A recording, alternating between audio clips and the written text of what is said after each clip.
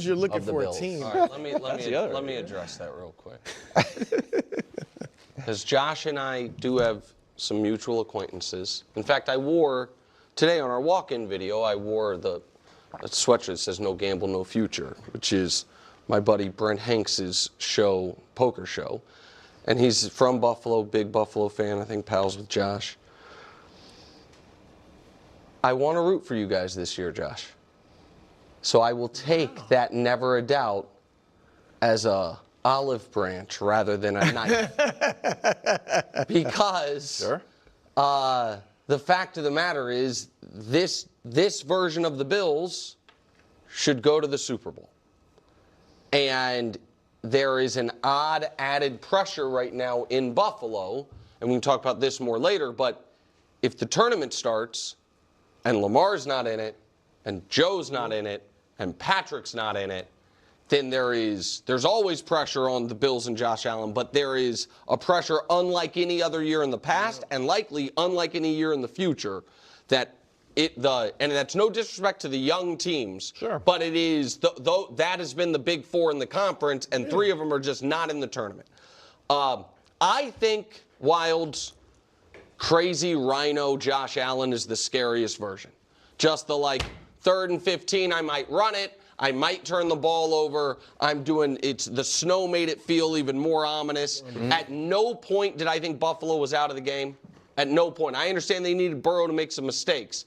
But it felt like Josh was going to put them in position to score every time. So I find this version of the Bills very dangerous. Wilds and I almost had a divorce this morning over the fact that I just simply repeated to him things he has said about the Bills all year long that he wants to disavow. So I just want you to be on the record. This version of the Bills is excellent. But I do not think that your quarterback going superhero mode is a consistent recipe for winning games. Sometimes they win just a boring game where nothing really happens. The Patriots win a lot of games like that. Occasionally Drake May is great. But if Josh doesn't go superhero mode, the defense, which is the fifth worst rushing defense, and a scoring defense that is 0.3 points better than the Dolphins, who we never talk about having a good defense, I don't think that is a recipe for So you don't think this team's, because I don't want to misquote you. This version is very dangerous. But you don't think the Bills are a contender? Well, Yeah, contender, but not super dangerous. They're obviously going to be in the tournament, and I'd rather not play them. But super I do not think they are an elite team when your number one path is LeBron scores 45 and we can win. I'm like, all right, it feels a little Luka Mavs. Well, we've got Luka, and if Luka gives us 50, we're good. Yeah, they did. And then lost to a team from New England. Yeah, look, I'm with Kevin. If you want to bank on it being superhero mode every week, and that's going to take you to the Super Bowl, then that's great. It's not really sustainable. He scored, 2 touchdowns on 4th down. Fantastic. He had the longest run ever by a Bills quarterback. He broke his own record. That was 40 yards. On 3rd and 15 when they need to seal the game, he runs it for 17 yards. So those things are incredible. They had the 2 picks against Joe Burrow back-to-back, which defensively, it's not like that's how they've been playing all season. And we need to put this in perspective. They're playing the Bengals. The Bengals have not become the '85 Bears. Oh, don't tell him that. Well, no. You just got to put it in a little bit of perspective here. The Bengals have played better.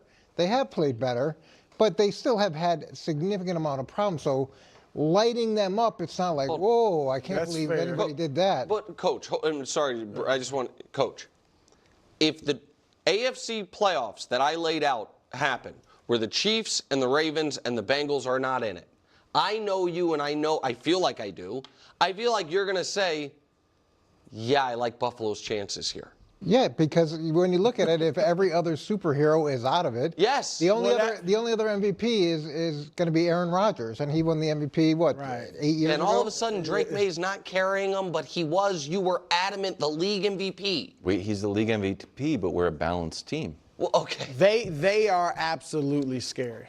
In this AFC, without the Chiefs and the Ravens in there, I mean, because he can do this 3 straight games.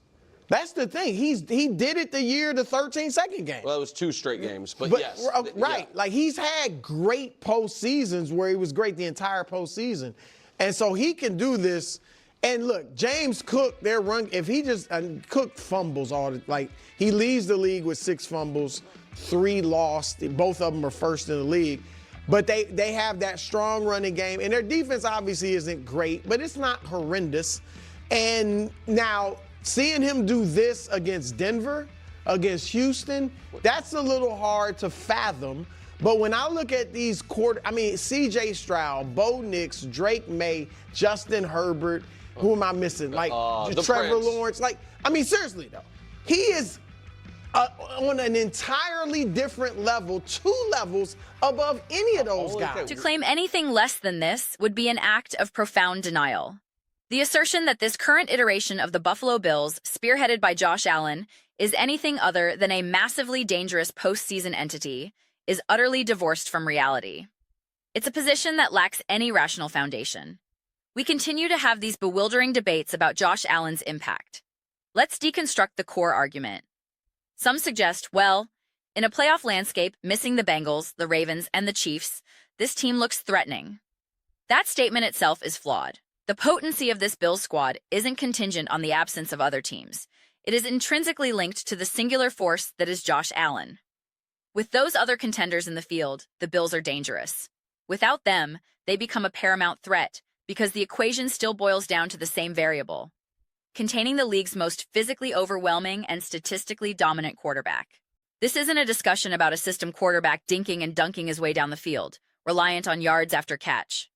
This isn't about a passer feasting on schemed open throws against blown coverages. If that were the case, skepticism might hold some water. It's just the Bengals, they'd say. But that's not what we're witnessing. We are analyzing historically elite individual playmaking from the quarterback position. We are watching a player who operates at a tier few can access.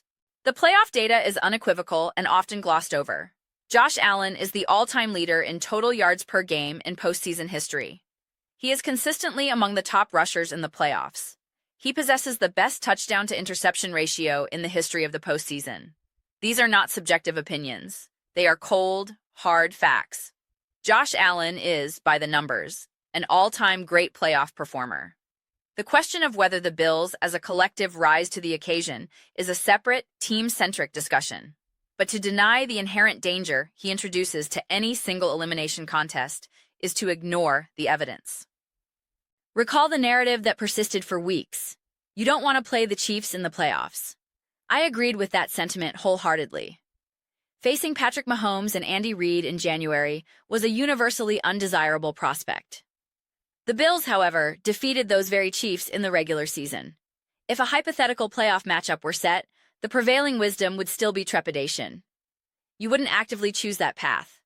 You would, logically, prefer to face other potential opponents. At the time, teams like the Broncos, Patriots, or the then-streaking Colts. The statement, "I'd rather face Daniel Jones and the Colts than Patrick Mahomes and the Chiefs," is perfectly sensible. This understanding is what prompted me to adjust my own analytical framework this season, to view the league through a lens less obsessed with hypothetical playoff dread and more focused on weekly excellence. But within that weekly view, Josh Allen's brilliance has been a constant. He is performing at a superhuman level this season, with a consistency we have not seen from other elite contemporaries. This version of Josh Allen is a weekly spectacle. If you are the Denver Broncos or the New England Patriots looking at the playoff bracket, you do not want to see Buffalo lined up across from you. Can you beat them? Absolutely. Any given Sunday. But there is a palpable, rational fear that in any given moment, on any given drive, Josh Allen can produce a play that defies scheme, defense, and logic.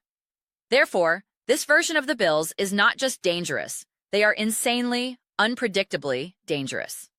They can absolutely enter the playoffs as a lower seed and eviscerate a top seed in the blink of an eye. 1,000%. The postseason elevates Allen. He is a different entity. For anyone who rejects this premise, I must question the depth of their observation. The average fan understandably focuses on their own team, catching nationally televised games and highlights. But if you are casting doubt on Allen's transformative danger, it suggests you are not truly watching or not comprehending what you're seeing. Did you watch the Buccaneers-Bills game?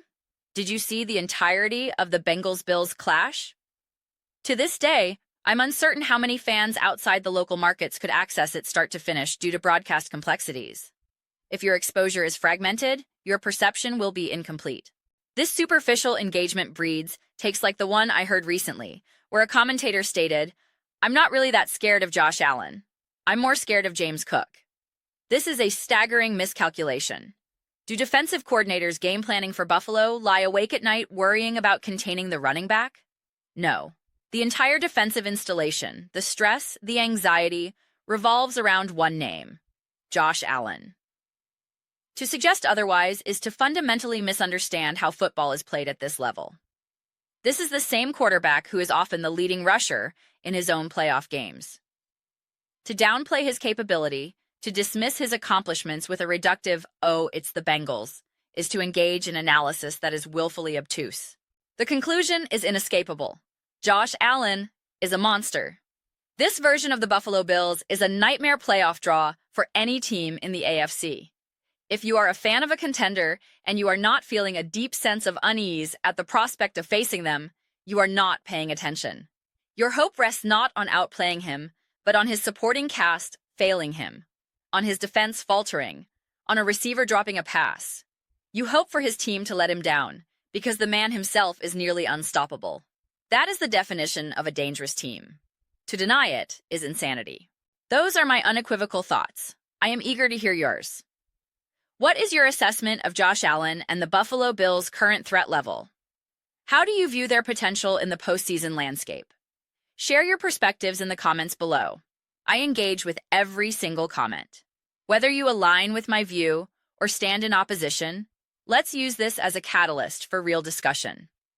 Let's have a passionate, but ultimately respectful, debate. But above all, let's enjoy the dialogue that fuels our love for the sport. If you appreciate this style of direct evidence-backed analysis, please consider subscribing. We are cultivating a fantastic community here, dedicated to authentic football conversation, and I would be honored to have you join. Don't forget to like this video, as it significantly helps with visibility and allows these discussions to reach a broader audience. Thank you for your time and for engaging.